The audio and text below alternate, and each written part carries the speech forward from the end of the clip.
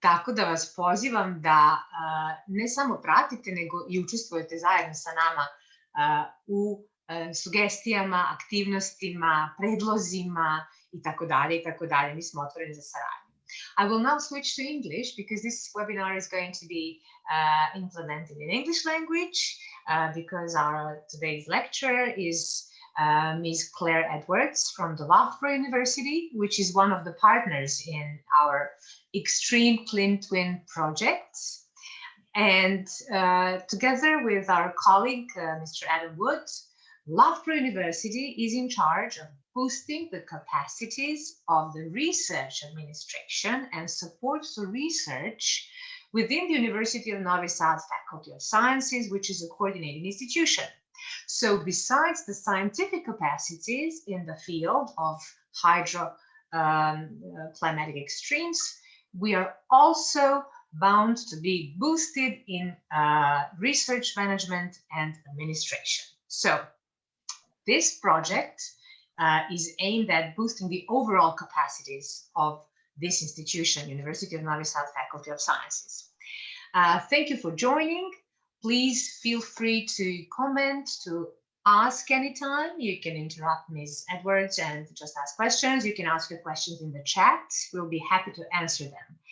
It's my duty to tell you that the webinar is being recorded, that the video will be uploaded on our YouTube channel, and that you can access it anytime later on. And if you need to dip out and come back to the webinar, it's perfectly fine. The link is open and you can rejoin anytime or connect anytime. Our trainer today is Ms. Claire Edwards. So she works as a research development manager at Loughborough University, and our colleague, Mr. Adam Wood, who is research contracts manager within Research and Enterprise Office from Loughborough University. Both of them have vast experience and willingness to transfer best practices and results to us. Today's webinar will have two sessions. The first one is dedicated to very practical issues of how to use Funding and Tenders portal. And as you may assume, we are focused on the Horizon Europe program, being the biggest one and the new one in the new framework for research and innovation in the following 7 years. I think it's a hot topic, and there are some new things which have been changed in comparison to Horizon 2020. The second session is more in depth on how to put up a good proposal and how to actually use the evaluator's feedback to improve your proposal in the next iteration and make it a winning one. We have foreseen 2 Q&A sessions, and if you stay tuned towards the end, there will be a surprise speaker for you. So please stay tuned. Without much further ado, I would like to give the floor to our professor, Biljana Baselin, who is the coordinator of the project and who will be glad to say hi and a couple of words and just encourage us to be as productive as possible. Biljana, will you please unmute yourself and say hi? Thank you. Dobar dan svima. Hello, everyone. I'm really happy to see you all here. We have more than 20 participants now attending the first webinar. This webinar is really, really important, not only for UNSPMF and for our research office, but also for us as researchers, because we get all the support in different ways, many ways, from our international relations office, and also from all the different offices in the Faculty of Sciences that deal with the administrative and financial coordination of our projects. So this webinar will truly help us as researchers and also our staff who actually support us in many different ways. So I would really like to again say welcome and hope that you will have enough time to stay until the end, when you can ask everything that you maybe find interesting or you think that we didn't cover in this seminar, and we will try to give you the answer. Even if we don't have the answer, our colleagues, Claire, Goga, Adam, will probably provide you with an answer as soon as possible. So thank you for being here, and I hope that we'll have 2 productive hours of work, and probably in the future we will meet again, maybe in person, not like this, but nevertheless, I think that we can all benefit from the experience and knowledge that Claire and Adam are willing to share with us. Thank you very much, and enjoy our 2 hours of work. Thank you very much, Vidana. And I will just kindly ask you to fill out the evaluation survey afterwards. We will send it to you either in the chat or in your personalized emails. And we will really appreciate your feedback as we shall use it for further improvement. So thank you in advance, and please don't forget to fill out the survey.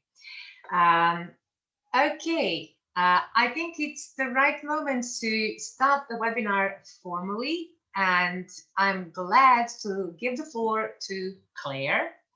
Claire, would you please open up this interesting first session and give us a nice insight into Horizon Europe Funding Attendance Portal and many other things. Thank you so much. Thank you very much, everyone, and thank you for coming. Hopefully this will be useful. So let me just figure out sharing my screen. Here we go. Okay, can you see that okay? Brilliant. Okay, cool. So this is the slide for the project. So first of all, just to give a brief introduction of myself. So my name is Claire Edwards. I'm a research development manager at Loughborough University. So Loughborough University is based in the middle of the UK, for any of you that have not been before to one of these webinars, right in the middle of the UK. I've been a research development manager for quite a long time now. I've been at Loughborough for 5.5 years, and I've been working on EU proposals and grants and writing funding applications since 2008. So it's been quite interesting to see how it's changed over that time. So hopefully I can answer most of your questions, but if not, Goga knows quite a lot as well about EU funding, so she'll be able to step in as well. So that's pretty much me. So before we start, I've just got a very quick quiz for you guys, if I can get onto the chat for a moment. Oh, this is where it all goes wrong.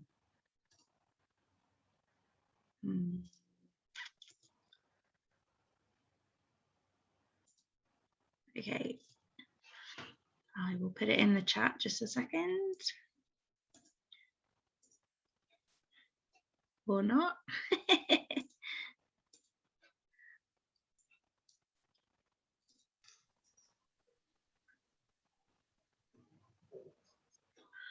I've lost everything on my screen. Hold on a second, sorry.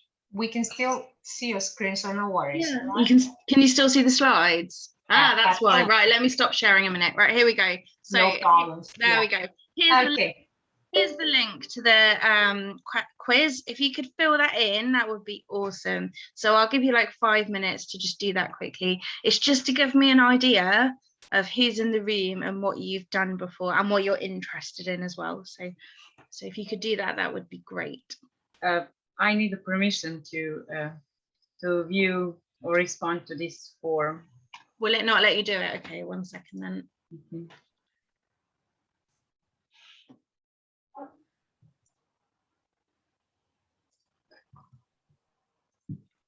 Okay. Try this again now. Okay. There we go. Hopefully that will work. Now it's working. It's working. Cool.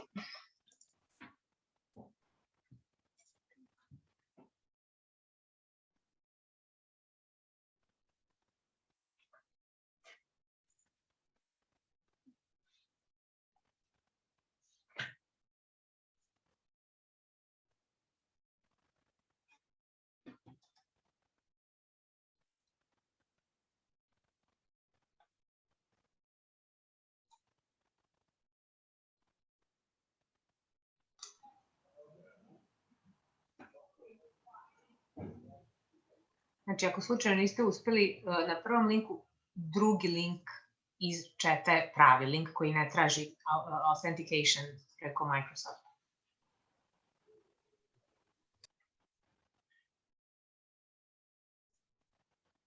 Great, I'll just give it a couple more minutes. 10 of you have replied, so I'll just give it a couple more minutes and then I'll share the answers with you.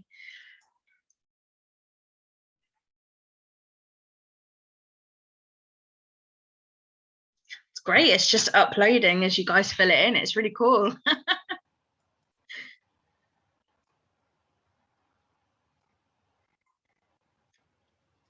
Okay, that's super helpful. So I'm going to share this now so you can see.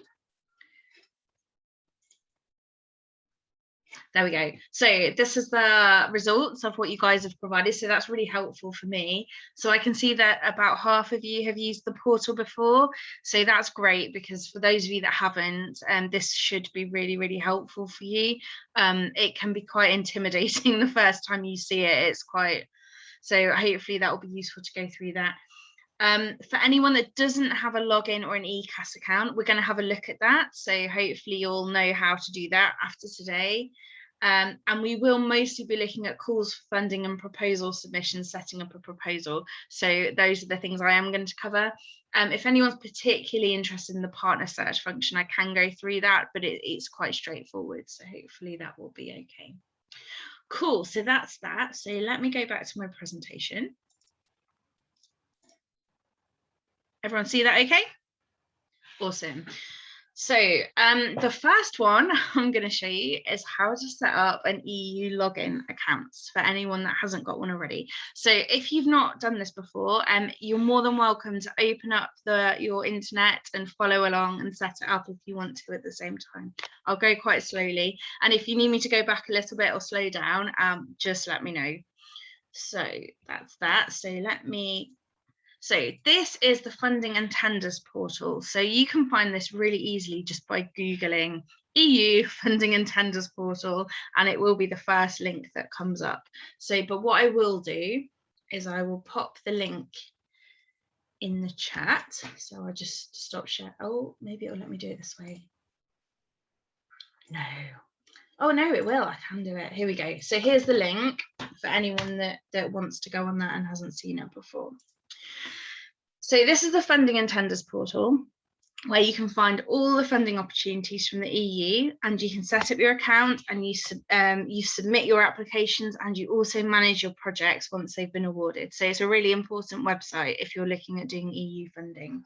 So this is logged in as me right now. So I will just open this one where I'm not logged in to show you how to set up a new account. So up here on the right hand side, it's got a register button. So you can just click on this, and this is how you create an account. So you get this screen here where you just literally put in your name, your email address, and this code, because to check you're not a robot. And that's pretty much it. You don't have to put in anything about your organization at this point or anything like that. So it's very, very straightforward to set up an account. So that's quite simple. So anyone can do that. Anyone can set up an account. I personally don't keep the same account when I move organizations. So I usually use my work email address. So when I moved from my previous university to Loughborough, I did set up a new account using my Loughborough email address, just because it was easier. But academics, it can be a little bit different, particularly if you've got projects awarded. So just be a bit careful of that. So that's that one. So then let me go back to my presentation. So is everyone cool with that? Anyone got any questions about that? No, okay, brilliant. So the next bit I'm going to run through is how to find a funding opportunity on the portal, because it's quite a complicated, big space to find things. And if you don't know how to look for them, it can be quite intimidating in my view. So sorry for flipping between screens. It's just, here we go. So I'm logged in here. So you can find funding opportunities on here in a number of different ways, and different ways work for different people. So I'll show you a few of them and you can figure out which way works best for you. So the first one is you can just search here. So for example, if I type the word climate in here and I search, Can you see this okay? It's an all right size, yeah, okay. So then when you search for climate, this is everything on the whole EU system that relates to climate. And you can see there's lots of things here. A lot of them are Horizon Europe, but there might be other things as well. So let's imagine we just want to look for Horizon Europe. And we don't want things that have already gone, so we can get rid of closed. We don't need that one. And then we probably don't want anything from Horizon 2020. We probably just want Horizon Europe. So we can select that here on the timing. And then we can also filter by program. So we can say we definitely only want Horizon Europe, or life is a whole other thing, which I'm not going to go into today, but we only want Horizon Europe programs that relate to climate. And you can filter it down even more if you want to, but if you're looking for funding opportunities, you don't want to make it too niche, because else you won't find everything that's relevant for you. And the other thing to bear in mind is you might find an opportunity that's not directly linked to your area, but you might be a good partner for that scheme as well. So don't rule them out just because you instantly think it's not for you. So then you get all the opportunities here that are related to climate, that are open at the moment, and everyone is quite clear. So you have the program, the ID number. It's really worth keeping track of that ID number, because this is really annoying, but sometimes it's quicker to type that into Google to get to the page you want than going through the portal, so it's worth having that to hand. The type of project it is, so you've got coordination and support actions, which tend to be more like the twinning project that we're part of, or you can have research and innovation actions, which are more research and development type projects. And you also have innovation actions, but I don't know if there's any on here right now. You also have how many stages it is. So some calls are 2 stages, where you submit an outline proposal, and if you get through, you submit a full one. But all of these are single stage, so you just submit a full proposal on the deadline, which is detailed here. And then sorry, that's the opening date, sorry, and the deadline's here. So all the basic information you need for a particular call is there. So that's that one. Then what I'm going to do is you can clear this whole search and start again, which is kind of helpful. And then we're going to go back, oops, to, yeah. So the other thing is, when you get on this screen, is there are loads of useful things here in the news. So the EU publish loads of webinars and stuff, which are really helpful, but they can be quite long. So sometimes it's more useful to come to something like this, which is more focused. But if you want more information, there are lots of webinars and information on there. And there's also a whole section on support here, guidance and manuals. And if you've got questions, you can find it all on there. But as I say, there is an awful lot of information on here, so sometimes it is better to ask someone who's used it a lot. Right, that was that. So then the other way you can get into finding your funding opportunities is through what are called the work programs. So, for example, these are all the different programs of EU funding that exist, and I was quite surprised the first time I saw this, because there's a lot more than I thought there was. But we're looking at Horizon Europe today, so we find this on here and we can click on it. And this gives you an overview of what Horizon Europe is, what its goals are, what it tries to do. And they've got these mission areas and program structure, there's project results. Again, you can search here, and this will only give you results that are related to Horizon Europe, so that can be quite useful. It talks about the different pillars that are part of Horizon Europe. Some of them have links, some of them don't, depending what they are. And then they have these mission areas as well, which is where they structure the calls into specific missions under the program. But I haven't really looked at that so much, because for me, I'm always looking for individual calls. So the strategic bit, I'm not usually so interested in looking at this point anyway. And then there's all the news at the bottom, so you can see that they had a webinar. They're having a webinar on the 5th of October about boosting results, and there's various other things there. So it's worth spending some time having a look at the website and playing around with it and seeing what you can find, and seeing what's new as well, so that you can find your way around. So then we have let me just find what we're doing. So then we have all the guidance documents that come under this. So I'm just trying to remember where I got them, the reference documents. So I'm going to remember where I found these before. I'll go back the other way. So I'm going to search for an opportunity again. Oh no, here it is. Sorry. How to participate reference documents. This is the one. So I now have all the Horizon Europe, because it's filtered down to Horizon Europe, because that's how I went into the program. And I have all the reference documents here for the Horizon Europe program. Some of these will be relevant for you if you're in a supporting role and you work on financial support of grant applications. Some of the documents are more relevant for you if you're in an academic position and you're looking for funding. So it's important to know what you're looking for. So there's different things on here. So if you want to find a funding opportunity, you're interested in this bit, which is the work program and the call documents. So you can click here and it all expands. And then you can see these are all the work programs. So they're structured according to the pillars that I showed you on the previous page. So let's say we're interested in climate, because that's what we're looking at on this project. So we can click on this. And this will upload what's called the work program. Now, these are horrible documents because it's 482 pages long. So please never try and read a whole one of these. It's just going to waste your time. So don't ever do that. So how I always start is I'm going to make this just a little bit bigger so you can see.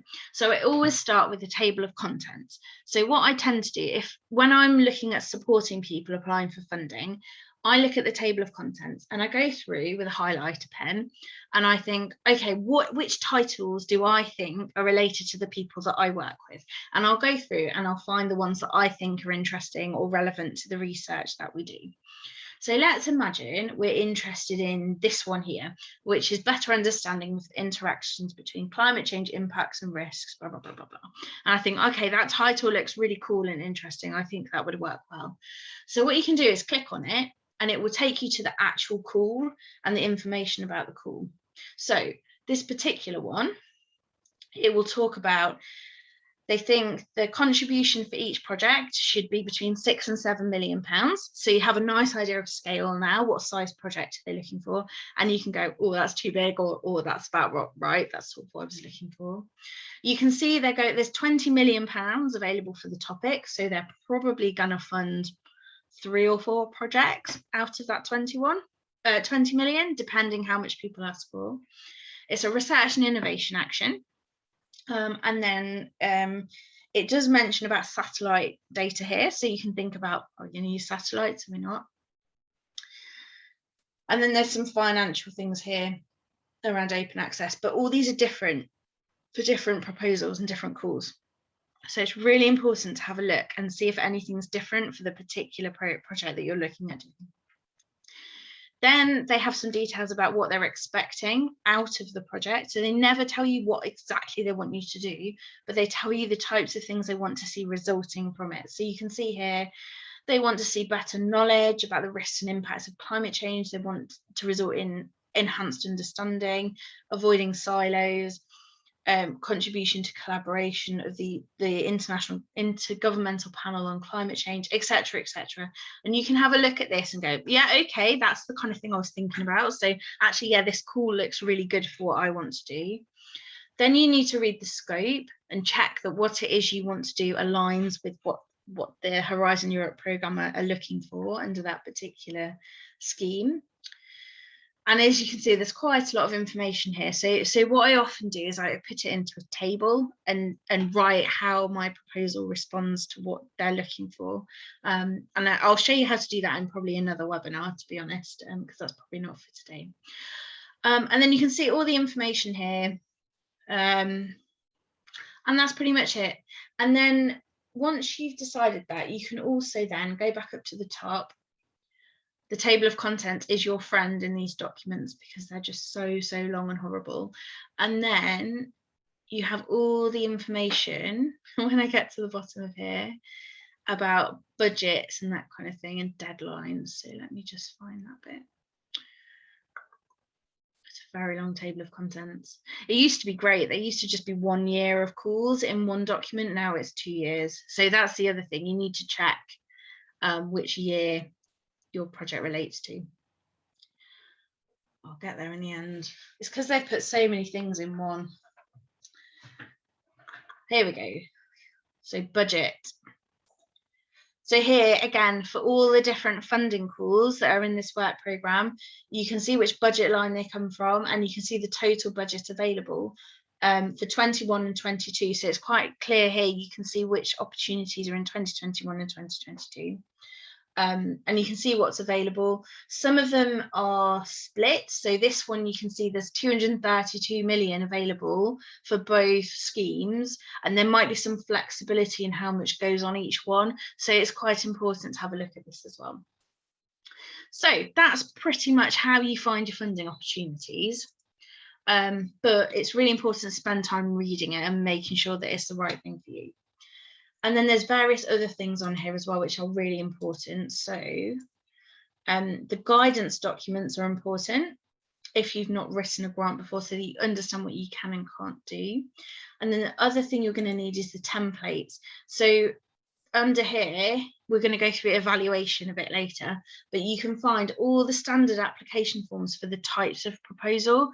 So this one is for research and innovation action and innovation action. And there's a template there that you need to use when you write your proposal and upload it.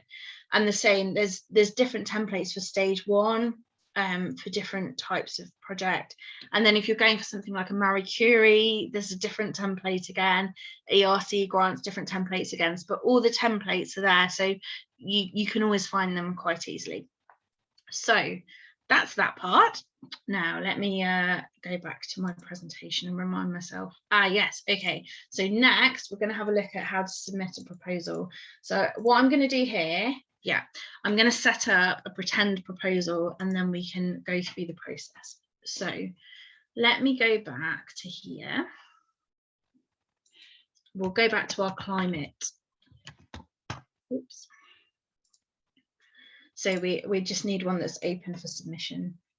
So I'm just going to pick this one just because it's at the top and it's just easy, and my university are going to be like, what on earth are you doing? But there we go. So when you click on the call, all the information's here, and you can find out about the topic, all the description stuff that I've just shown you. That's all in here as well. So you don't have to go to the work programme all the time. It's all on the web pages as well, and you can find it all here. And all the relevant information. So you can go down, read it all, check you're happy with it. You can see it's all here. And then there's all the documents here as well, including the templates too. So you can find them in different places on the portal. So we decide we're going to go for this. Great. We're gonna click this one and we're going to start a submission. And then it just checks you're happy that you're going to submit that, and you go ahead with that. And then it takes a little while because it's a nice slow portal.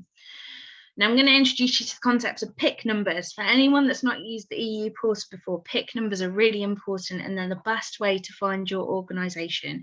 So you will find whoever you work for will have their own individual PIC number if they've been registered with the EU. It's important to check this because if your organisation hasn't been registered on the EU portal, it can take a little bit of time for that to happen. So it's really important to get going on that and make sure that they've got PIC number. So for all of you to see, here's Loughborough's PIC number, and I'm sure Goga's got the PIC number for you guys. So hopefully she'll be able to help you with that. You can also search for an organisation as well. So for example, let's imagine I'm also working with the University of Birmingham. So I can type Birmingham in here, search, and it'll probably give me loads of, so there's loads of different places registered in Birmingham. I can go, oh yes, it's definitely the University of Birmingham that I want to work with, so that's their PIC number. So if you don't know it, you can find it, but it can also be a bit tricky to find.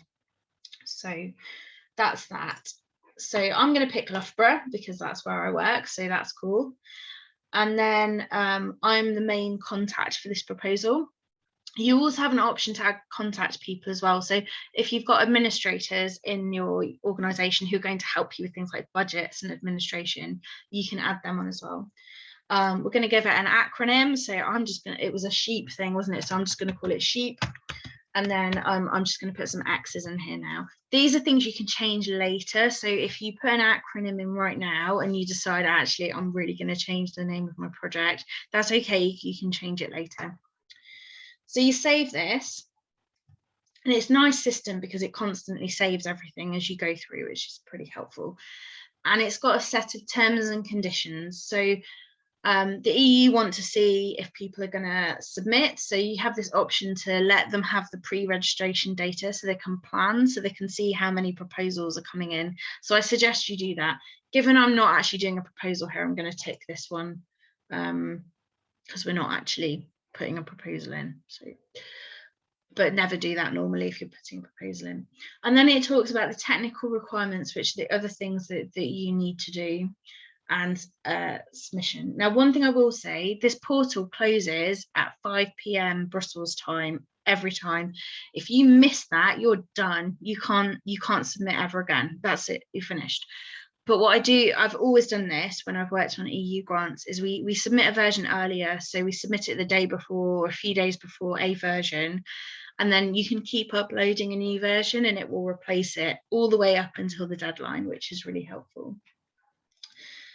Okay, so we're done that now. And it will just take a little while to figure out what it's doing.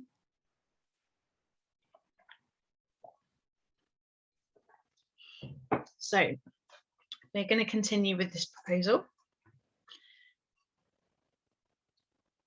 So this is the best screen because it's a really nice system. It tells you everything about the proposal you're working on. So anything you need to know, you can just go on here and find it all.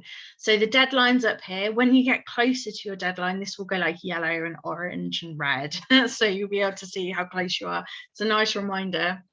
Gives you the link back to your topic, so you can check again, time and time again. If you lose your information, you need to get it again.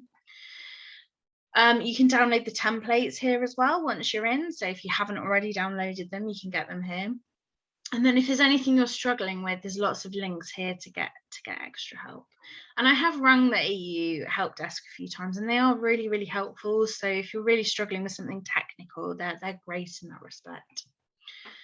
So this is the first page. So the coordinator is the person that sets this up. So if you're leading the project, you'll be the person that sets this up. If you're a partner, your coordinator will set it up and they will add you as a partner. So I'm going to get rid of that for now. So I can change an organization and contact an organization on here. I can also add a contact. So if I want to add an administrator or another academic from my organization, I've got a number of roles I can give them here: contact person or main contact. I can control that. Control their access rights, so either full access, or I can give them read-only access. So if I don't want them to change anything, but they need to be able to see it, I can give them read-only access. And you just put this in with their email address, and they'll get a notification that you've invited them to the proposal. If they haven't got an account already with ECAS, what will happen is they'll click through and they'll be asked to set up an account at that point. And as you've seen, it's quite a quick process, so it shouldn't be problematic. Then you can also add your partners here. So again, this is exactly as I showed you before. You would put in your PIC number or organisation name. So we can put in Novi Sad. Do we have a space, Gogo?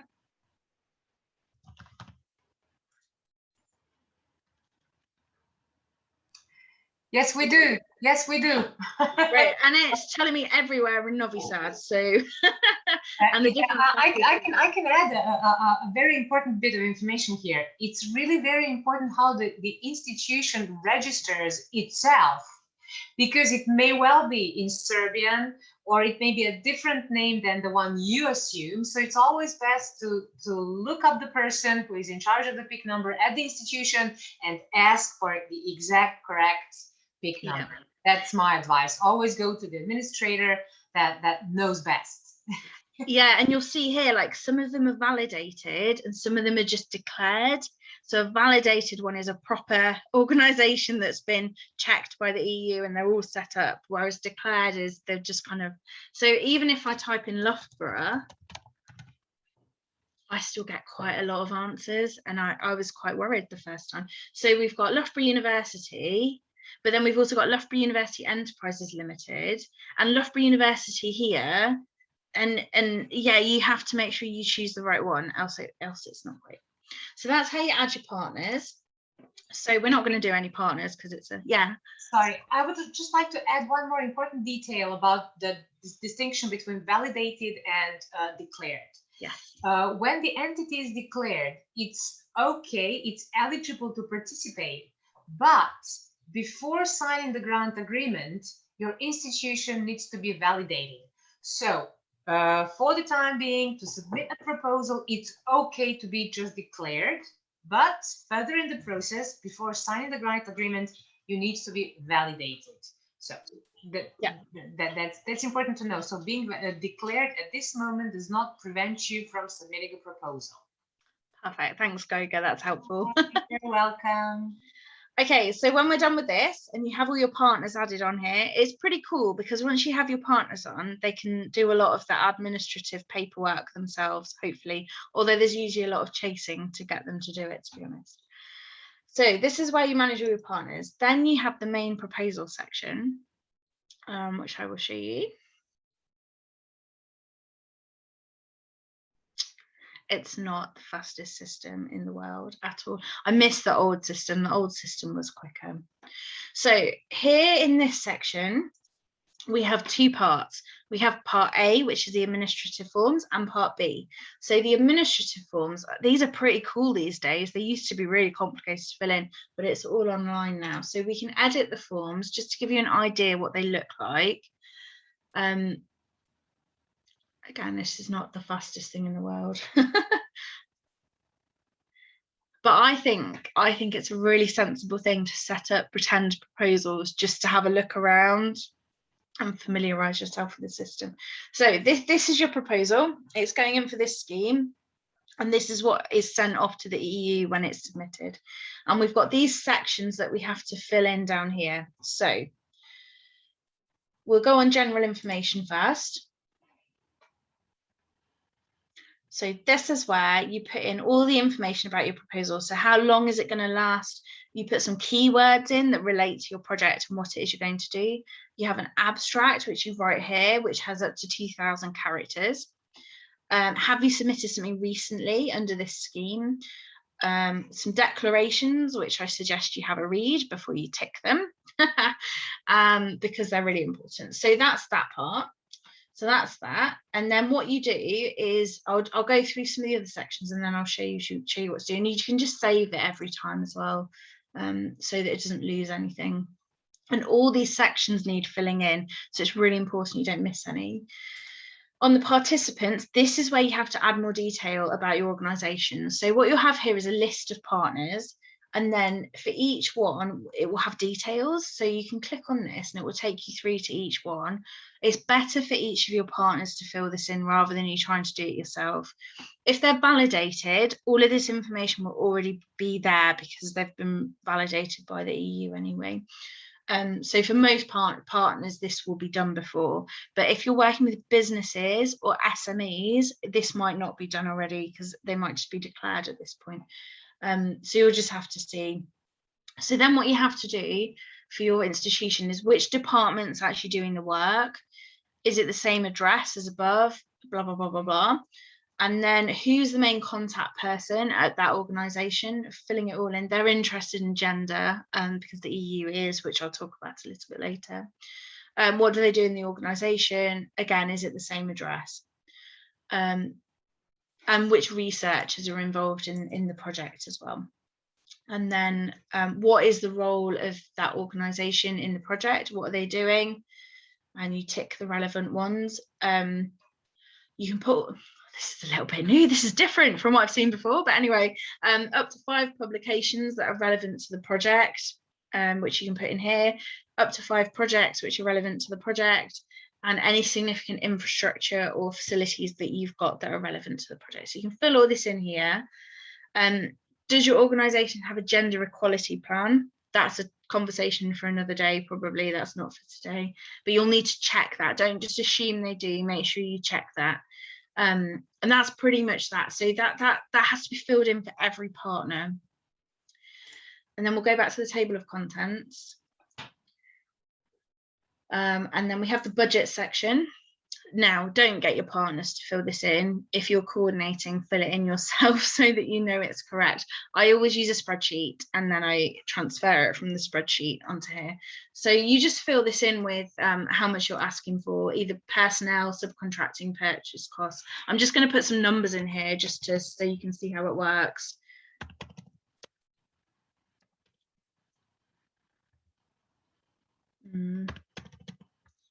Okay. So you can see it's worked it all out for me. I don't have to add it all up.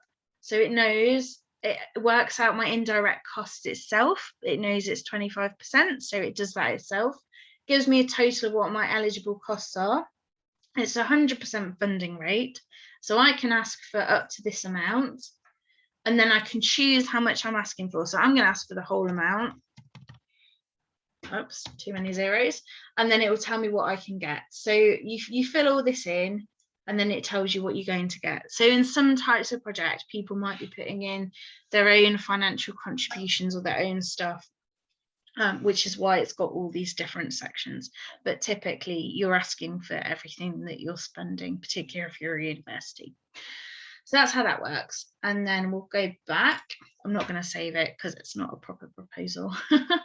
There's an ethics section. I'm not going to run through that too much because it's a whole other complicated thing, but it's a checklist.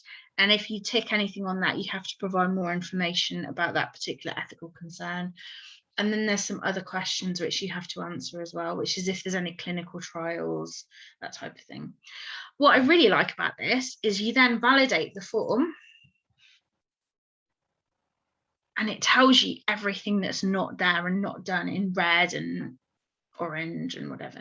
So as you can see, I've not put loads of stuff in here. So you can do that and make sure that you've put everything in that you need to. It will not let you submit your proposal if any of these are red or orange, I believe. So you have to make sure this is all done. It's really frustrating if you're trying to submit your proposal and it's just because you've not put one of these pieces of information in. So that's pretty much that. So we're going to save and close that. And once you do that, it takes you right back to where you started when it eventually gets going.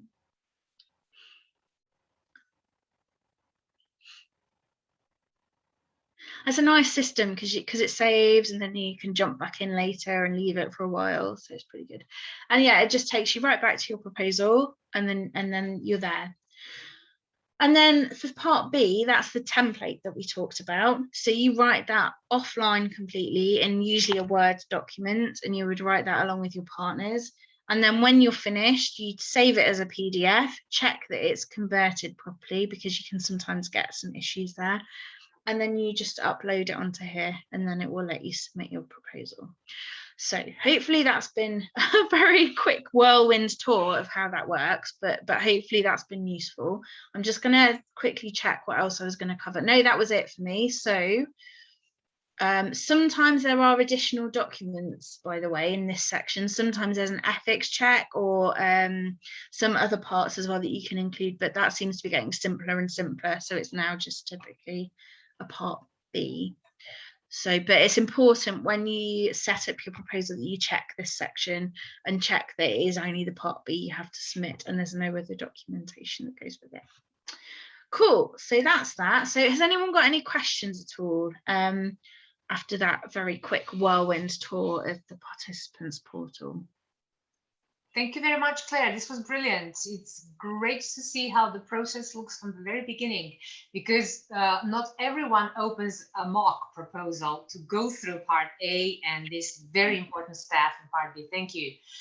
We actually have a question, but I have to admit that I don't understand it very well. If it is SME, do we fill in and how participant list? So Anna, please be kind to unmute yourself and ask the actual question. It's totally okay for you to speak up because I can make out what you're trying to ask. I hope that I'm online. Yes, you are. We can hear you very well. Thanks. Because it's very specific. We are preparing an innovation action, and we have a partner that is SME. But in that part of where participant list is, we are supposed to add researchers and some kind of scopus or some kind of identifier for those kind of persons. But this SME is IT. They are IT specialists and they don't have references and other things. So what do they have to put in their participant list? Just names and email addresses, or we should add some, there is something called the researcher ID. I'm actually not sure what that means. Is it? So do you remember I showed you on those administrative forms that it said the Loughborough was a university and it was a public body and it was not for profit, and yes. Those are the questions that dictate what information it asks for. So if it's an SME, I don't think it will ask for that information about who the researchers are and publications. It might ask for, I'm not so familiar with it because I've not added an SME on, it might ask for similar projects, any projects that are related to this one, but it's unlikely to ask for the academic stuff. It's doing that because Loughborough is a university and that's why it's asking for that information. Yes. Does that make sense? Yes, of course, because I filled in for our university and the guy is coming today to me to see how it looks like for SME. I'm not sure still, but thank you very much. Yeah, so hopefully if you look at it with the SME partner, you'll be able to help them fill it in and it will be quite straightforward. Yeah, I don't think that a lot of those things will show up if it's an SME. Yeah, I understand. Okay. Okay, thank you very much. No problem. Thanks for the question. Great. That was a good question, yeah. Yeah, it's a good question. And I actually have never tried adding an SME myself. So I don't really know what's going to generate when you put SME speak number. But anyways, for the researchers, it's okay to put ORCID number and keep it consistently throughout the proposal as an ID, which is attached to the researcher. So you don't write the name, but only the number. Any other questions, please? We have almost 15 minutes to go through the questions, so it's absolutely okay for you to ask anything related to the first session.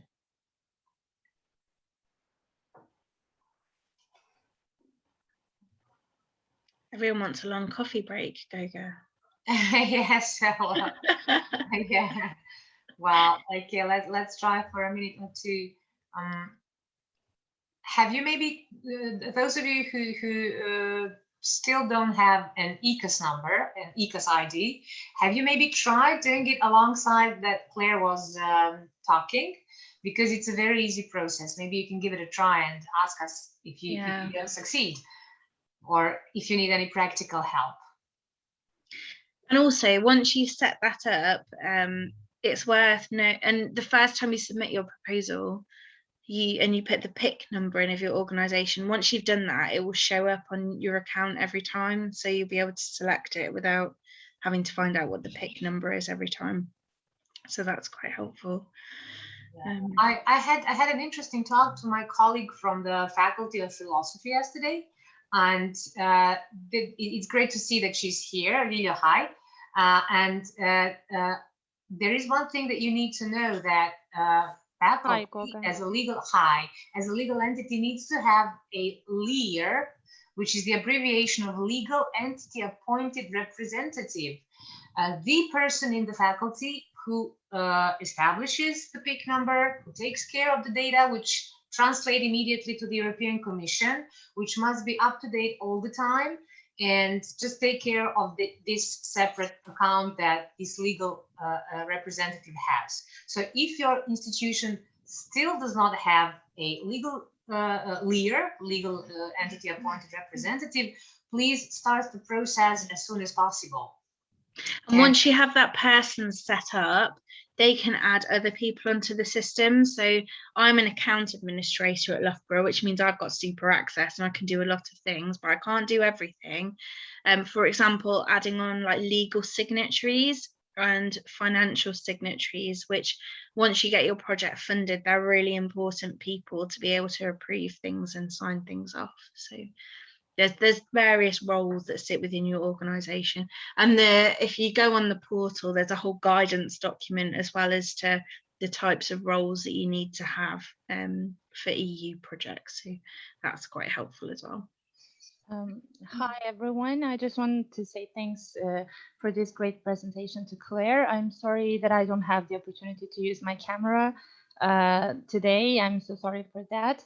And thanks Goga for this note about our conversation during the past days. Am I right? We don't have a leader yet appointed at our institution, so we will do that step very soon, I hope. Am I right that if that could be a question for Claire? Am I right that if our researchers, professors want to apply for a Horizon project, they can do it by just choosing the pick of our institution? And does an institution get a notification that someone is applying for a project? Yeah, so I'm an account administrator, so I get a notification whenever Loughborough is added on to somebody's grant application.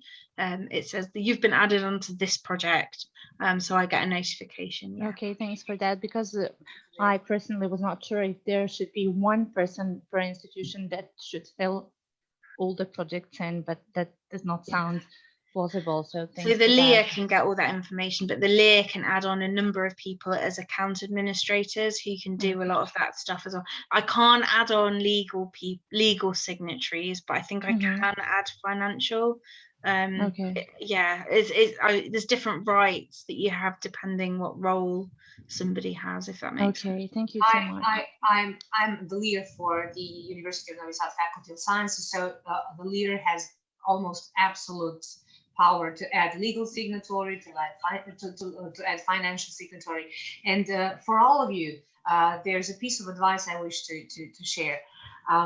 Make sure that your staff knows what the correct pick is, because anybody can register the institution and give it a different name. So instead of Faculty of Philosophy, University of Novi Sad, they can just put Faculty of Philosophy, Novi Sad in Cyrillic even, and register the institution and give it a totally different life than the one that lives under the correct pick. So once you establish pick, once you have the leader in your institution, make sure that the staff know about it, and they just don't register you for hundreds of times, and you appear everywhere and nowhere and having the right pick. Make sure that you do that. By the way, you are not self-appointed. Your legal signatory, your dean or your rector nominates the leader. So it's a guided process. It's not just some so our LEA is our head of legal services, for example. Yeah. Okay. And just one more question. Do we have first to have a proposal accepted in order to be able to appoint a leader, or we can do that even before we start the whole process? You can do it as part of the validation process. Okay. So once you register your organization. We did that, but we are declared. Our status is declared. We have not been validated yet. So, we don't have any proposals accepted yet. Well, doesn't that mean that you should have a leader already if you've started the process? Well, my advice is that you talk to your dean and see where the process, how much process is already gone. Okay, thank you so much. Yeah, you're very welcome. Any other questions, comments, issues that you have encountered that we can help solving?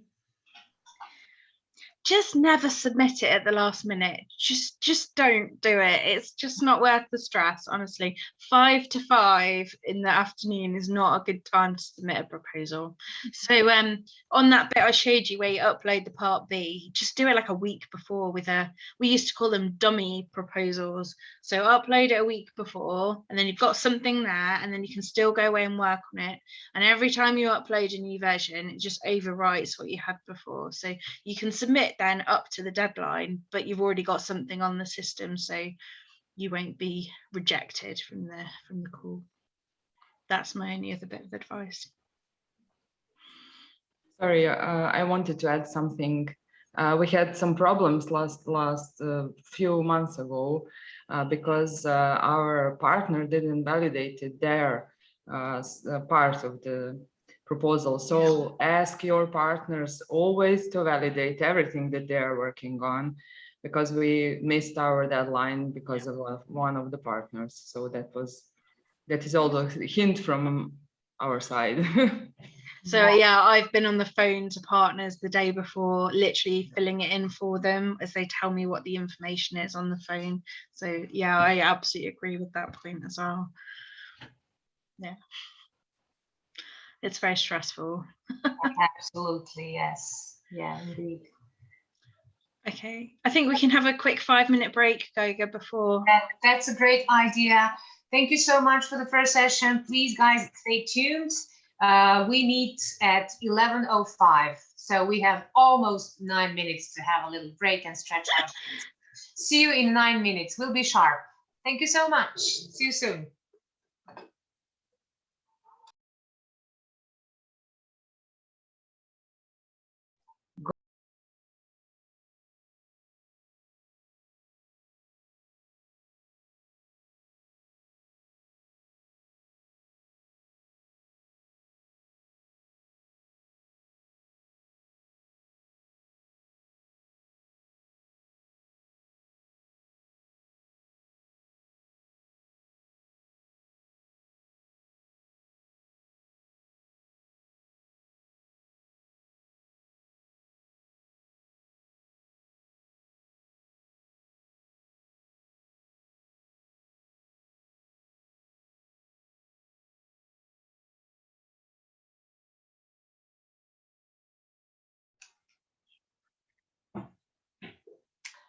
Welcome back, everyone. I think, Claire, did you manage to have a little rest? I've got some coffee. I'm all good. Great. Let's keep rolling. Okay, welcome back to the second session. We are on a very interesting topic, which is how to make use of those tricky or nasty or great comments that you may get from the evaluators. We have used them to improve our proposal many times, and this is one side of the story. The other one is that they simply don't find them useful. So we'll see what you can expect, what you can get, and how to translate those nice words from the evaluators into actual improvements. And then, as I announced, we will have a surprise speaker towards the end of the first part. So please stay tuned. Feel free to ask questions. And again, Claire, thank you. The floor is yours. Thank you. Just for amusement purposes, before we carry on, I'm just going to show you how lucky you are to use the EU portal compared to the UK submission service for grants. So I'm just going to show you what we have to deal with. Now, the first time I saw this, I was like, what? So this is what the UK system looks like. And you have to do all this stuff down the side, and you have to submit about 7 attachments, and you have to make all the red crosses go green, and that's how you, yeah. So you're very lucky to have such a nice EU system. So be nice about it, because some of the alternatives are not so good. So there you go, there's some useful information for you. So the next part is about dealing with unsuccessful proposals. So lots of EU proposals are very unsuccessful because the success rate is really low. So for different calls, it can be anywhere between 5% and 20%, depending on how many applications there are. So the chances are, if you're active in applying for EU funding, you will have at least one unsuccessful proposal during your time. But in my experience, if you can find a similar opportunity, or you can use the feedback from your earlier proposals, you've got a much bigger chance of being successful. So this is why funding consultancies do really well and they have good success rates, because they write so many proposals and that's what they do for a living, that they see all the feedback and then they're able to know what makes a really good proposal. So also you have to understand feedback's really important for building your understanding as an individual about what makes a good proposal. So for me, proposal writing is a really difficult skill to learn, particularly EU ones, because they are so complicated. And that feedback's really important for your development and learning how to write proposals in the best way for the funders. So I've known personally a lot of proposals that were successful the second or third time they were submitted. So it's really important to not give up the first time around if you're unsuccessful, and not think, oh, I'm really bad at this, I should never apply ever again, because sometimes it's really competitive out there. You know, there's a small amount of money for loads of different people that are applying for it. So it's really, really important to do that, in my opinion. So I'm going to just talk about scoring first. So proposals are split into 3 sections, which I'll go over shortly, but each of those sections is scored out of 5. So your maximum score that you can get on a proposal is 15. If you score 15, you've got a pretty good chance of getting funding. So it's worth having a look at these to check what you need to do to score 5 on each section. If you score less than 3 on any of the sections, your proposal cannot be funded, because that's the threshold that it needs to be over. And some specific calls do have some sections weighted a little bit more. So for example, sometimes innovation actions can weight the impact part a little bit more than some of the other types of project. So it is important to check that weighting, but the weighting is only used when they rank the proposals, not to check what score they've actually got and how they've been assessed by the reviewers. Where you have proposals that go in for 2 stages, they are only looked at for stage 1 on excellence and impact, and then the implementation section is reviewed at stage 2. So that's kind of how that works, which means at stage 1 you can only score a maximum of 10 anyway. So that's kind of what that looks like. So I've taken this from the evaluation summary report template that reviewers are given when they review your proposal. So I thought it'd be really useful for you to see that, so that you can see what you're being assessed on when your proposal is being reviewed. So this is what they get given. I will send a copy of this out afterwards. It's on the EU website as well, on those that template section, which I just showed you earlier. You can find it there if you want to have a look at it. So the evaluator will get your proposal and they'll be asked to complete this form. So they have to fill all this in about your proposal and who the partners are. And then they are asked to evaluate it and give it a score out of 15. So they're not given a huge amount of guidance here. There's a couple of bullet points against each section that they're being asked to look for. And being quite honest, the point is they are there to find gaps and problems and issues with your proposal. They're not there to tell you it's amazing. They're there to try and get rid of most of the proposals because they can't all be funded. So it's really important to not give them reasons to be able to find those gaps and holes. So you can see here, you can see that they score each section out of 5 and they give it a mark, and you can see that they'll put their comments in here. Now, some reviewers give really detailed comments and others are a little less detailed, but they're usually pretty helpful feedback. But they are people at the end of the day, and they do sometimes make mistakes. So you have to understand when you're looking at your feedback that actually maybe they've just missed a bit, or maybe you didn't make it that obvious for them to find. So sometimes I find it really helpful to think from the other side of things. So who is your reviewer and how are you keeping their attention when you write your proposal? How are you making it easy for them to find the things that they're looking for when they're reviewing it? So if you think about it from that perspective, it can make you write things a little bit differently or structure them a little bit differently. So hopefully that's a little bit useful and a bit of insight there. So that's what that happens. Now, in the olden days, you used to have an opportunity to change things in your proposal before it was funded. So there would be a period of negotiation with the EU about changing a bit of budget here and there, or changing a little bit of work, or adding a bit more detail about something. They got rid of that completely now. So there is no negotiation. What you submit is what's funded. You can't change it. So it's pretty important to bear that in mind when you're writing your proposal as well.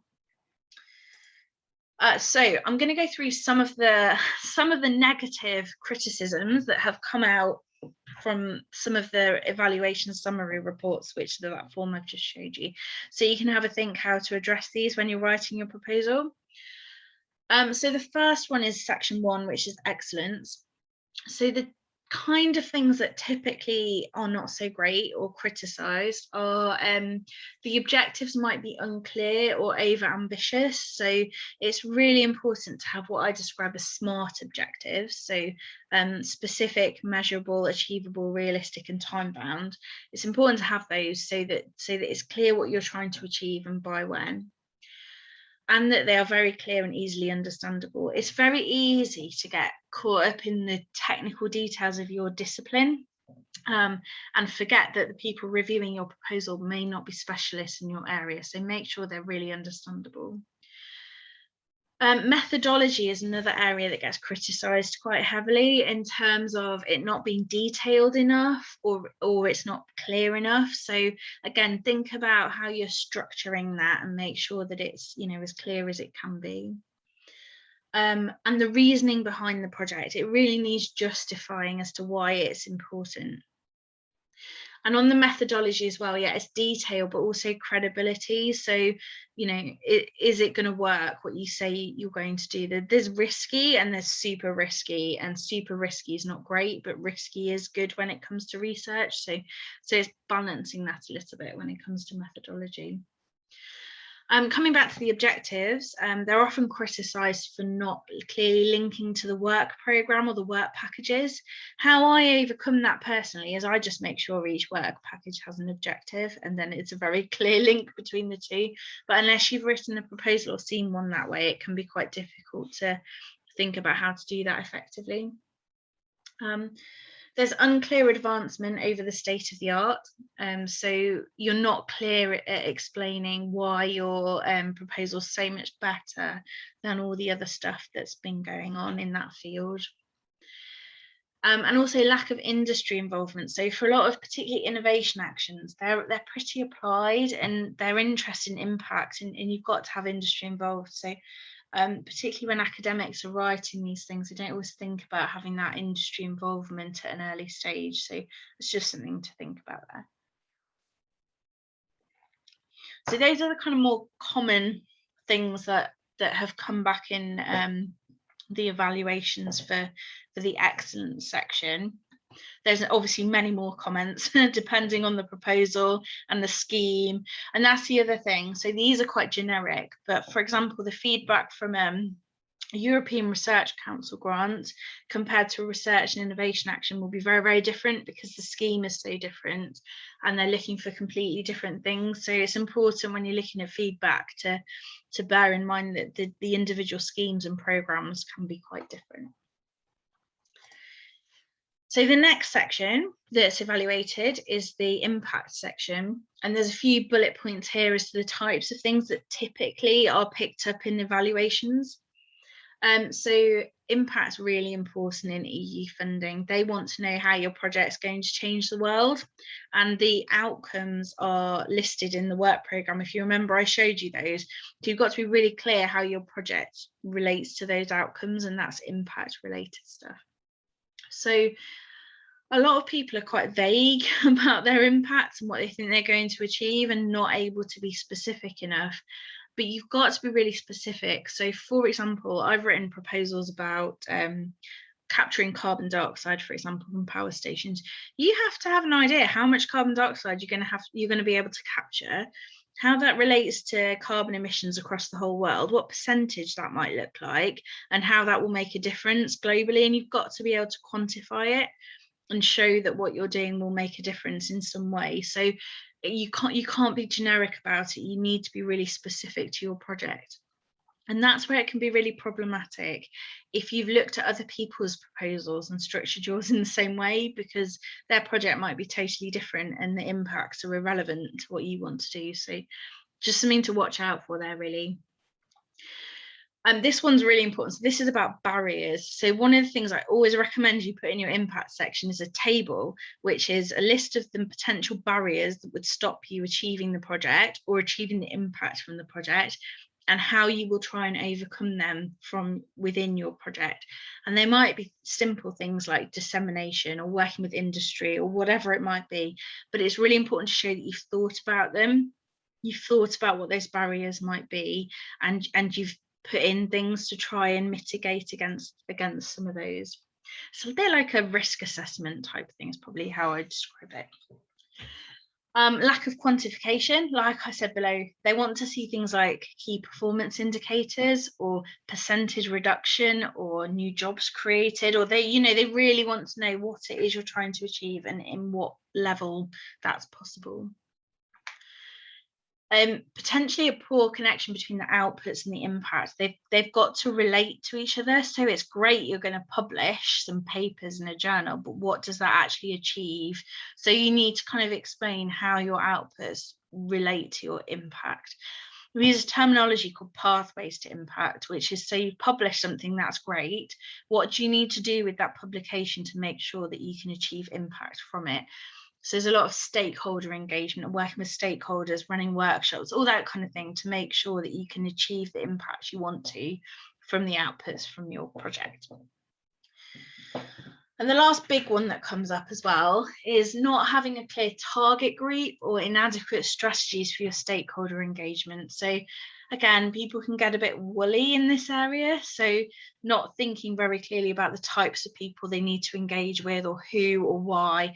And it's just really important to give that some thought. Again, I'm a big fan of tables in these things. If you put something in a table, we've done a stakeholder analysis, this is who we're going to engage with, this is how we're going to engage with them, and this is why. You've ticked that box for the evaluators. They can clearly see you've thought about it and that is appropriate for your project. So there's just little things like this that it's not so obvious in the guidance how to address it, but once you sort of think about it a little bit and get some feedback and think about how to address those things, you can make your proposals much, much better. And the third section that's scored is the implementation section. And this obviously has a lot of criticism usually. And it's a balance between the management of your project and the technical details. I'm not going to comment on technical details of your research because it is very project specific. But this is where, I mean, we're going to run another webinar later on peer review and getting internal peer review on your proposals. But to me, that's where it's really important to get input from your colleagues that are technical experts in your field to make sure that they agree with what you've written in your work packages and program, and check that it seems reasonable to them. So lack of coherence in the work plan is one of those biggest things. So your work package descriptions are a little bit unclear. It's not clear what it is you're actually going to do within the work package, who's going to do it, all that kind of thing. It comes across, if you're not clear what it is you're going to do, it comes across like you don't know what you're doing. And that's obviously going to get criticised quite heavily. A lack of detail in the work plan. So again, just being a bit vague. Yeah, we'll do some stuff with climate change isn't really going to cut it. You need to be talking about which models you're going to use or who you're going to work with, and justify it a little bit as well. Unjustified allocation of responsibility and roles. So I always do a bit of a section in here about justifying why everyone's involved in the project, what their role is, what their expertise is that they're bringing to the project, and then a breakdown of kind of where the funding's going or where the person months are going across the consortium, so that it's really clear you've thought about it, and then you can put a justification in, particularly if a partner's got a very small role. But you can explain that because they're only contributing to one work package and they're more of an implementation partner. You can justify it that way, but it's really important to justify it. A reviewer can only know what's on the page in front of them. They don't know what's in your head. So if you don't put it in the proposal, they don't know, they just don't know. So it's important to do that. Too few or too many milestones and deliverables. When I first started writing EU proposals, I wrote like a deliverable for every task because I thought that's what you were supposed to do.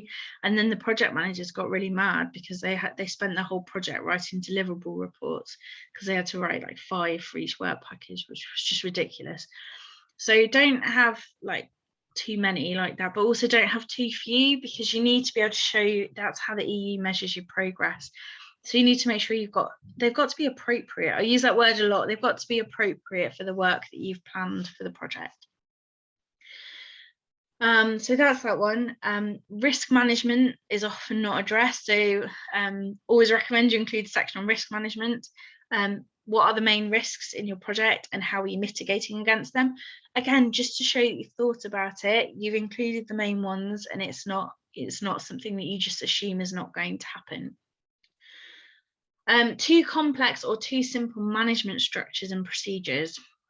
So again, it's appropriateness to your project. If you've got 4 or 5 partners, a management structure can be quite simple because you've not got a huge consortium. But if you're in a project with like 42 partners, you need to have a really, really clear and probably more complex management structure for that particular consortium because there are so many of them. So it's being appropriate again for what it is you're actually doing, but it's having clear procedures as well. So voting on decisions and how are you going to make decisions and who's going to have the right to veto them and what are you going to do if everybody disagrees and falls out. So it's just making sure you've written those very clearly and thought about them. Unclear advisory board composition. So a lot of people writing proposals, they're going to have an advisory board who's going to help them with the technical elements of their project, but they don't say who's on the advisory board or why. So that's just an important thing to think about. Imbalance in the consortium or missing or overlapping expertise. It's very nice to just work with the people you know and your friends, but if you're like experts in the same area, that's going to be picked up quite quickly. So just make sure that everyone's got their own clear role in the project. And a weak gender balance. So the EU are really keen on gender at the moment, and it's a really big deal for them. So if you've got a partnership that's all male or all female, that's not going to look great to them. They do want to see some diversity in there. And that's been picked up quite a lot recently. I think it's because it's so much more on the agenda than it ever was before. So that's just quite an important feature there. So next, I've just got some comments that were made in evaluation summary reports on proposals that were successful. So I'll just pop those up and you can have a read of those.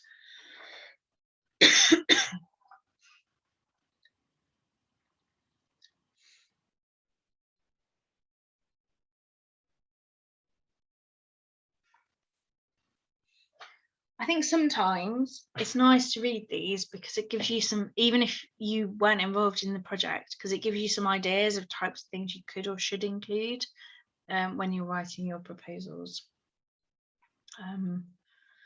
But again, they're a bit generic because I didn't want to give you things that weren't relevant for you.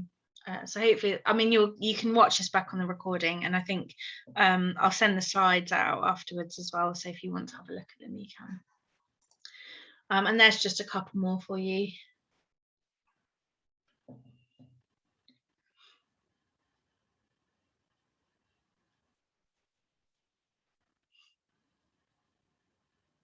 So as you can see, the more specific and clear you are in your proposal, the more likely you are to get comments like this. So it's important to think about your reviewers and your audience when you're writing the proposal, is my view. It's very easy to not. It's very easy to work within your consortium and think you've got an amazing proposal without actually getting anyone else to look at it, and that can be a big mistake sometimes. Okay, so this is a really important slide. So as I said at the beginning, most proposals are unsuccessful. It's really, really important you don't just give up hope and never move on. So this is my recommendation. So if you get your reports back and you know you've not got a great score, don't just like throw it all in the bin and never look at it again, which is very tempting to do. But you don't have to look at it straight away. Give yourself some recovery time first if you need to. Review them thoroughly. Don't take the comments personally. They're not aimed at you. The evaluators don't know you or who you are usually. Sometimes they do, but generally they don't know who you are. They're not having a go at you. They're criticising what's been written in the proposal. And that wasn't just your work, that was the consortium's work. So it's kind of all of you. And it's only fair to take joint responsibility for that, I think.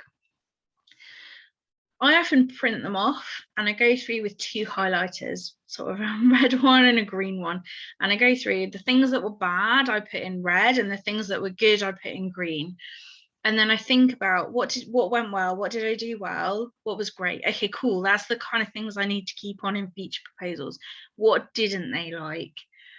And that gives you some ideas of types of things you can include again in future. Although sometimes comments don't make any sense, and that's just because reviewers have missed things. But if a reviewer's missed something, you've then got to question, why have they missed it? Did you not write it very clearly? Was it not in an obvious section? Was it not in the right place? So check that too. Don't just assume that it's their fault either. Critically assess your proposal with those comments in mind. So go back and give it a read. And actually, sometimes with a fresh pair of eyes, you're like, well, actually, I didn't write that in that section, or I missed this out. I didn't do that. So going back and looking at that gives you some really good pointers for what to do with your next proposal.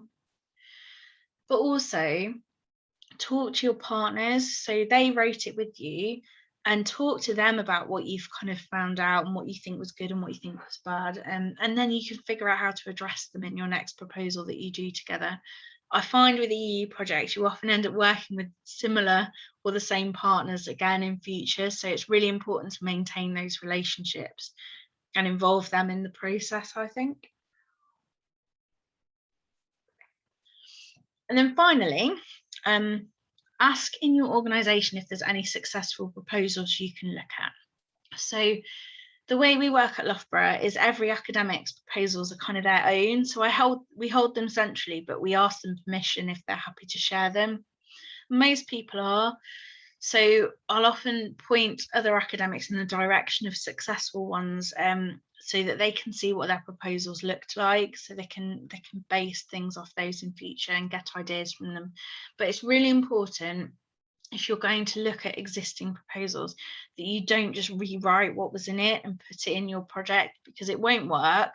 It's not fit for purpose, and it won't look very good.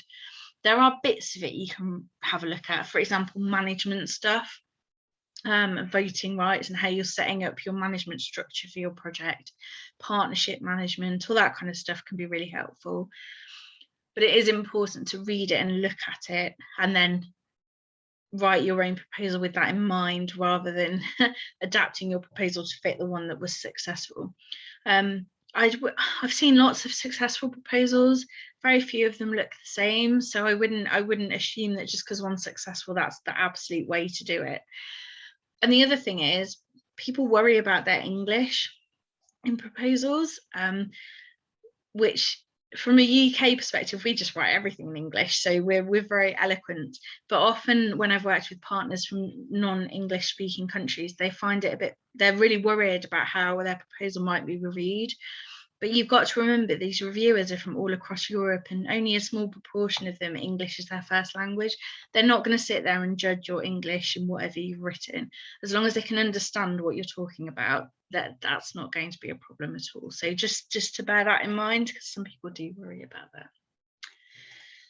So last slide from me, which is, yes, it's important to look back and review what happened, but it's also really important to look forward as well, and not just assume that it went horribly, horribly wrong and you're never going to do it again. Applying for funding is really competitive, and it's important, if you're going to go for these, that you build up some resilience to some of these comments, and really not take them to heart too badly.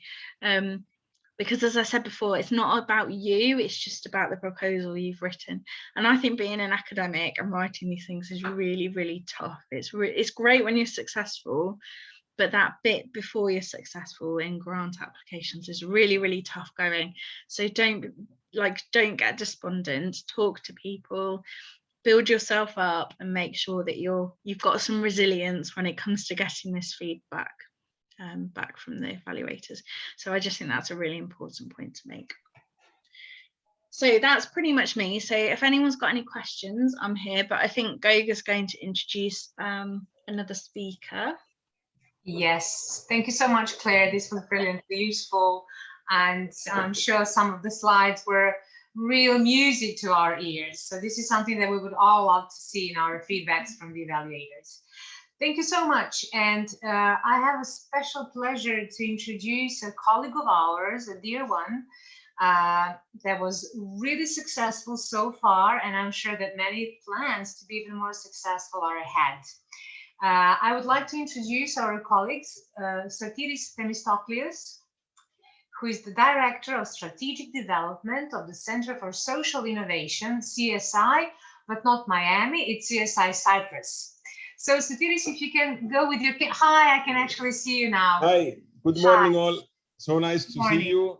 Thank you so much. Thank you so much for joining us and being able to plug in for this webinar. I think it's really very important that everyone hears your success story and how you successfully use the comments from the evaluators and actually improved your proposal.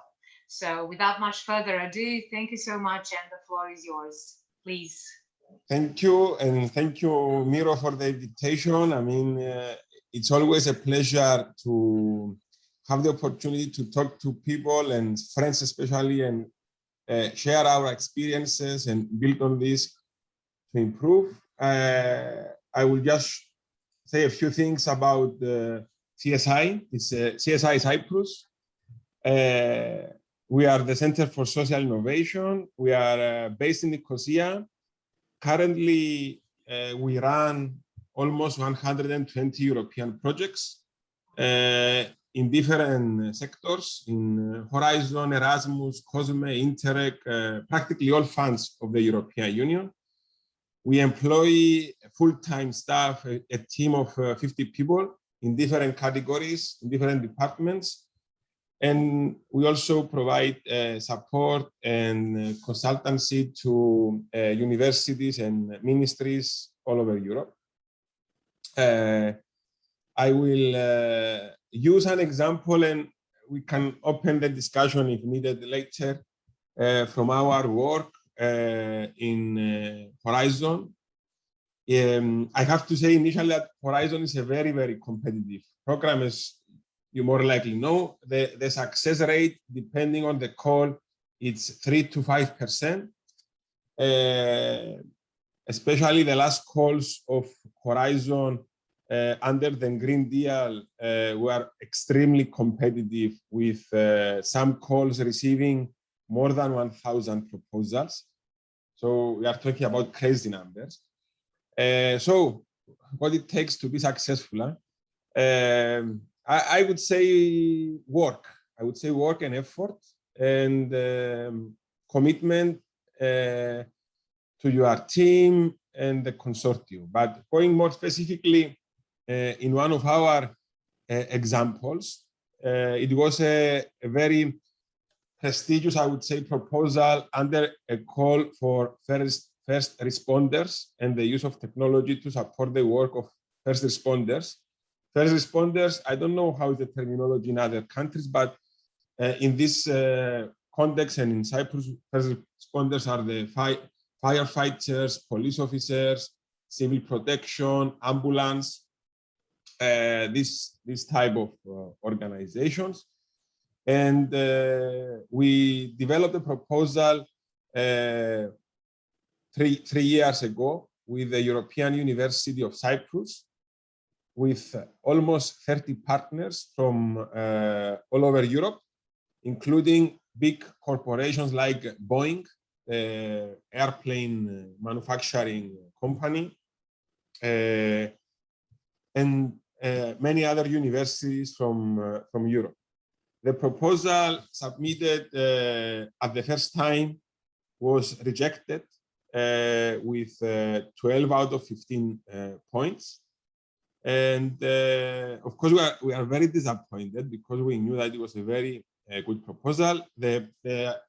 Just to say briefly about the philosophy, it was to develop a vest where first responders will wear it in emergency situations and will be using tracking systems to send messages where they are located, to track their health, temperature, pressure, blood pressure, and be able to communicate, to get real-time information, what is happening around them. I mean, it was a smart vest for first responders in emergency conditions. CSI role was in two levels. Was first one to support the instructional design and the development of the learning components and the learning platform for the first responders, how to use this vest, and the spin-off in the commercialization process of the product. So the proposal was submitted and it was rejected. It was rejected in two levels. In the old Horizon 2020, there are practically three sections: is the excellence, the impact, and the administrative management section. We got five out of five in the management section, including the consortium, which was very, very strong. And we lost 2 points in impact and 1 point in excellence. And then we realized that we did a very big mistake, actually.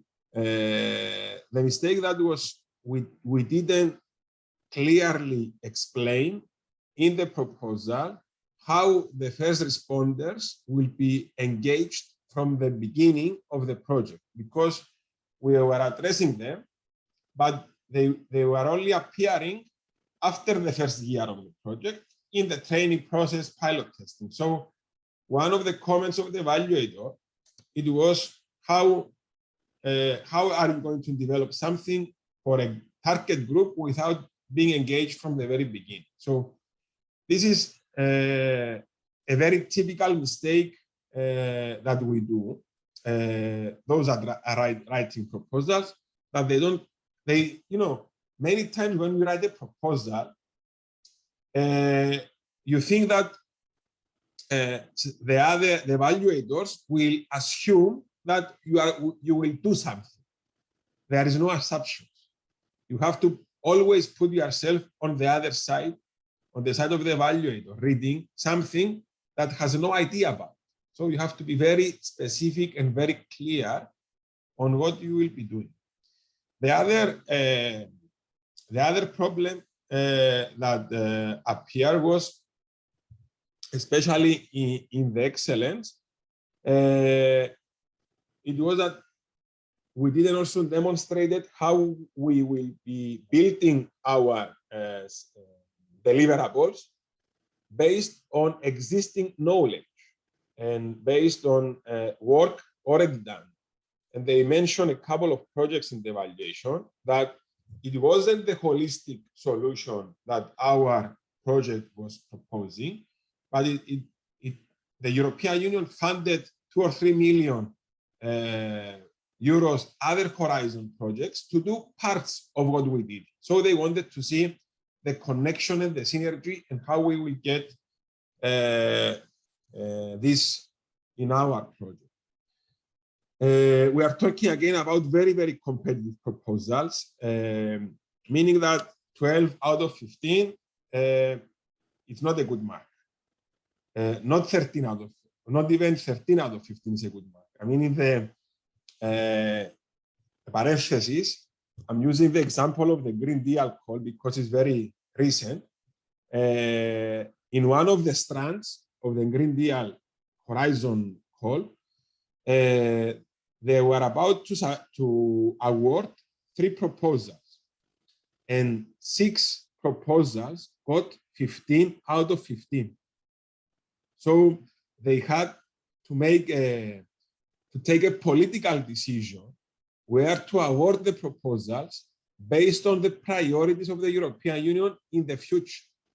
So even if you get 15 out of 15, you have to have a proposal that is really relevant to the European context in every aspect.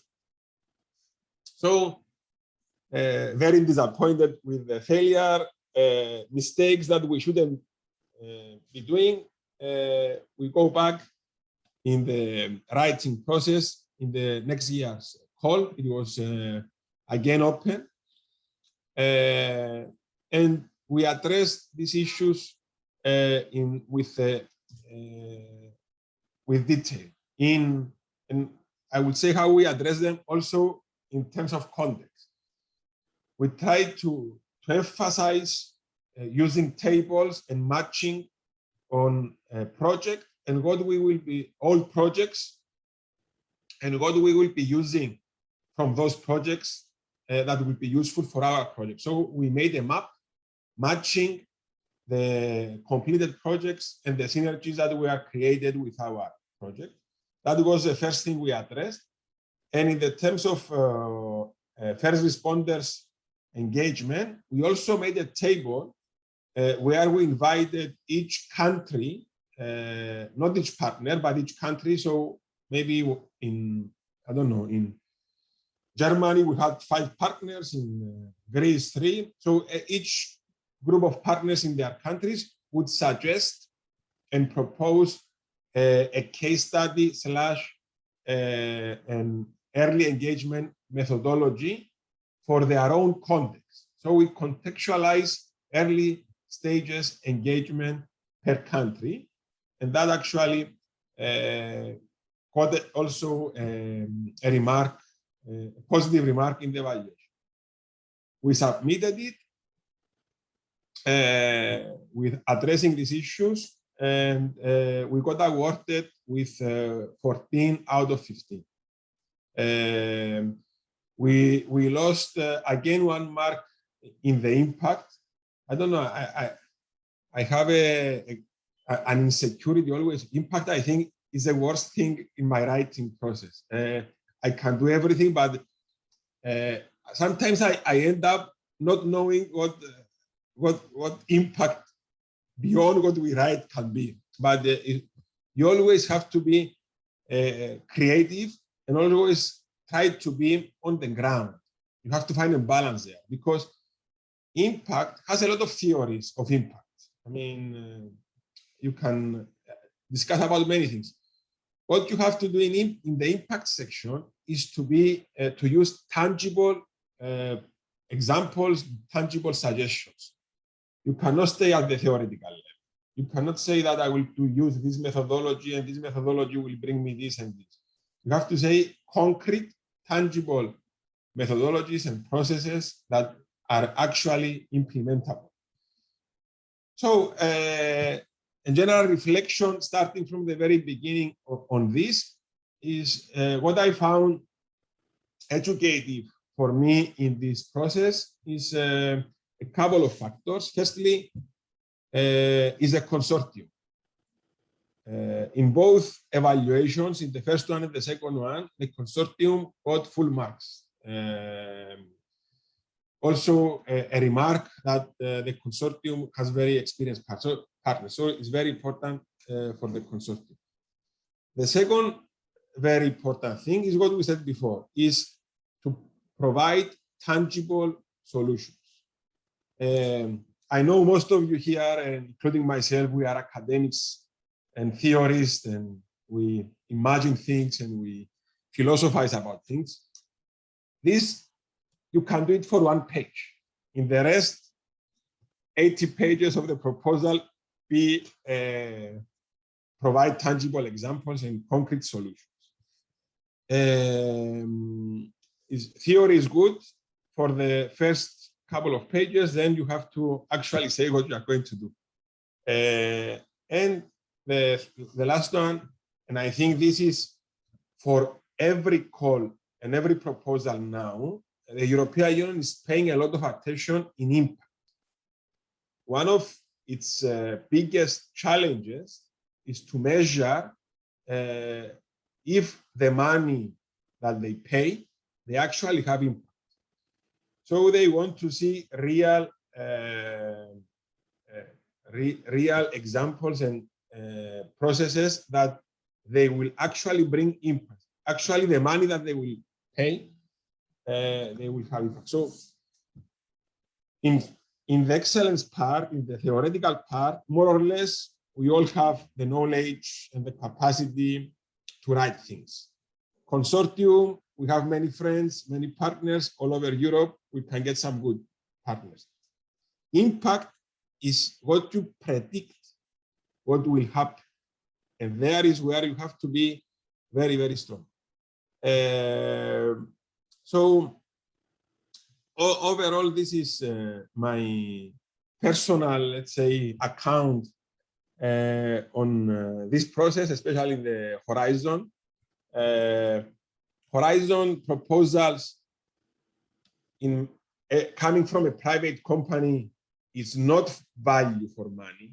It's not value for money, but participating regularly in Horizon proposals and consortia, you develop a very, very strong network and a very good, very high quality capacity and skills to manage big research proposals and projects if awarded. So you may never, and without being pessimistic, usually I'm very positive, even if you don't get a Horizon project soon, you have to always say yes to participation in a Horizon writing process. There's always benefits. So that's from me. I hope I provided some tips that could help your work and motivate your engagement in this process. And beyond that, it's fun. I mean, look at me. I met Miro. We are friends. We do things together.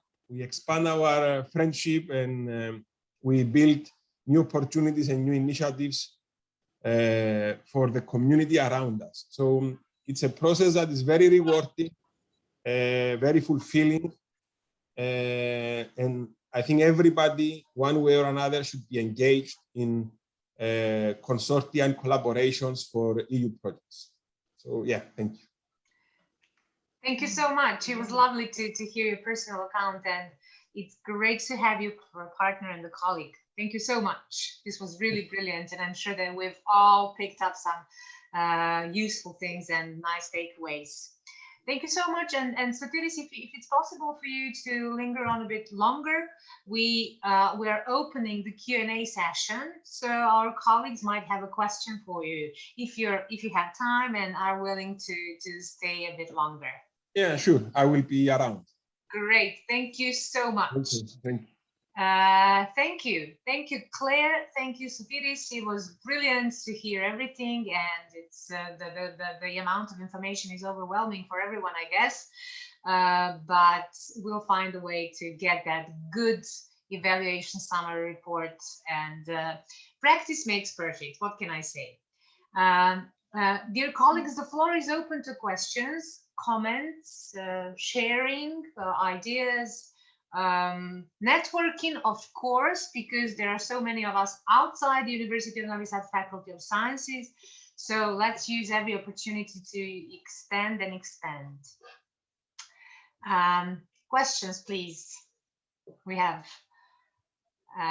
all of us are actually willing to answer questions and share ideas.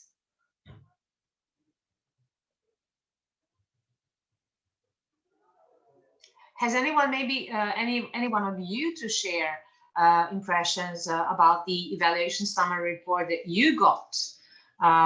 Did you repeat your proposal? Did you improve it? Did you find any value and use in the comments? Did you understand them well in the first place? Because they can get tricky sometimes.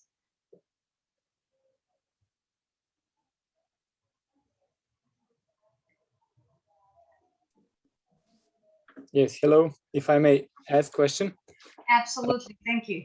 Yes, I didn't get Sotiris's presentation from the first moment, so I didn't hear if the project with Boeing, did you resubmit the project after the revision of the review, or you just leave it in the shallow? No, we resubmitted. I will put the, and we got it. I will put here the link. Here is the awarded project in the chat. So you can see what is the project about, the partners, the consortium, and everything. So yes, it was submitted and awarded.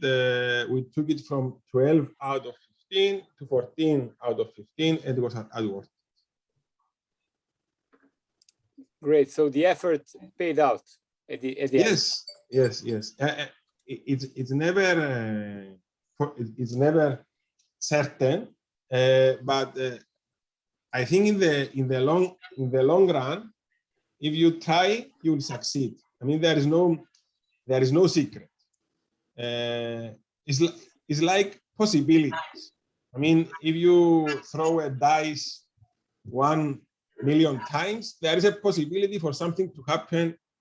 So it's like that. You have to try. You have to put the effort down and do the things that you know you can do. I have a question for Sotirios and actually all of you.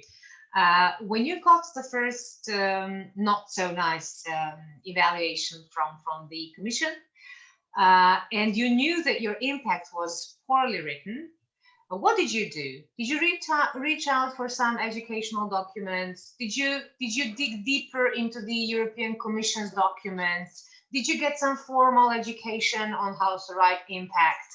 Which measures did you personally and your team take to improve it for the next time? From our side, what we did, it's a very good question, and I should mention that before, is that there are some online in the courses and speeches about impact from the national contact points and the commission. So I went through them again and took some notes. That was the first thing.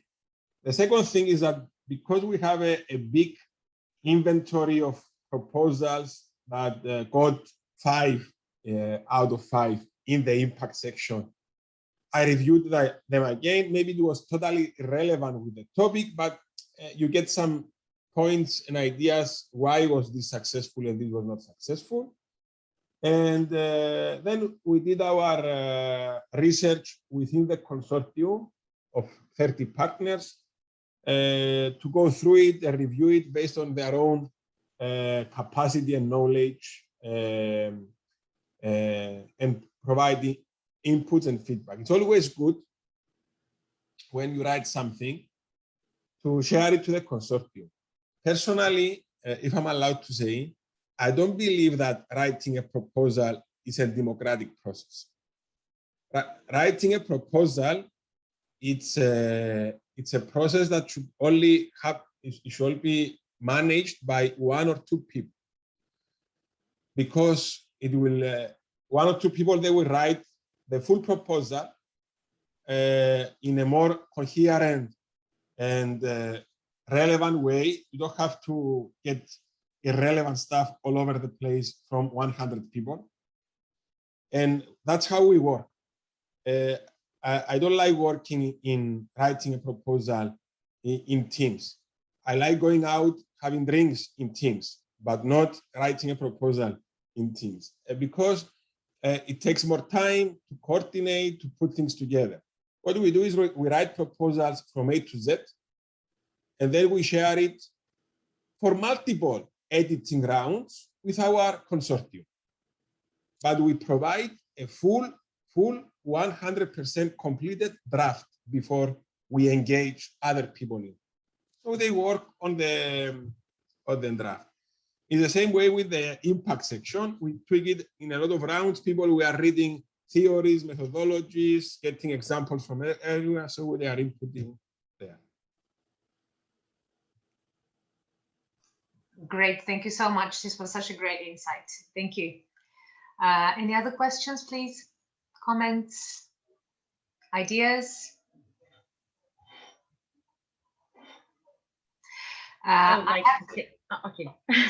Go ahead. I would like to say something, because we were successful from the first time. Our EXtremeClimTwin was successful from the first time. We know that we shouldn't expect every other time to be successful in the first run.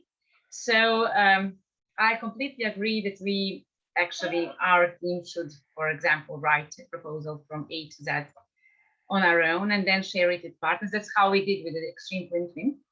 But also, I think that listening to other people's experience could greatly help us when we are actually trying to write another proposal in a very competitive program. So this kind of talks and this kind of sharing of experiences will greatly help us produce nice and funded proposals in the future. So thank you very much for this.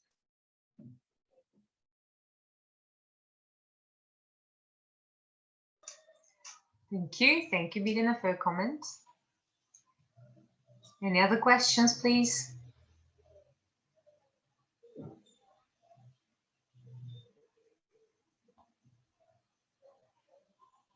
Well, I hope these very positive impressions and comments encouraged you to start writing a proposal. I'm sure that some of you are writing the one for the twinning call, for special call for Western Balkans, which is a challenge. And this session today might have helped you with structuring your proposal better. And when you saw the comments from the evaluators, it might help you with putting your sentences into a more meaningful way.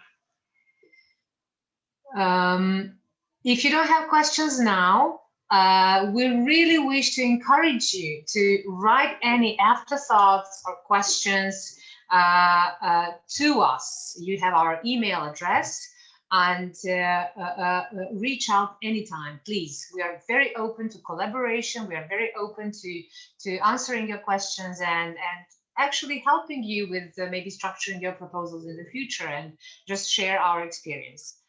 I again wish to thank to all of you for following the webinar. As I said, this was just the first one in a series of 3 webinars. We'll have 2 more during the course of the project.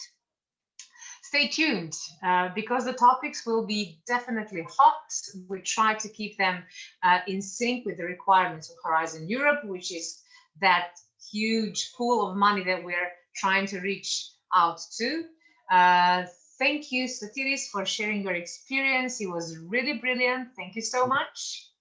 We will be happy to reach out to you for maybe some other times and some other. Yeah. If cool. If it's not a problem, I can share my contacts in the chat. Perfect. Thank you for everyone. Of course, anybody is free to contact us for support, collaboration. Absolutely. Anything. Great. We'll have it in the chat and share it afterwards. Thank you so much. Claire, would you like to wrap up with a sentence or 2 maybe? Yeah, I can do. Thank you very much, everyone, for coming. It was great to meet you all, and thank you for your contributions as well and your questions. It was really nice to be able to engage with you. Honestly, proposal writing, it's just practice, and the more you do it, the better you'll get. The more proposals you read and look at, the better you'll get. So it's just one of those things that just takes a bit of time to get there, but once you've done it, it's worth doing, definitely. Great, thank you. Again, thank you everyone for being with us. We appreciate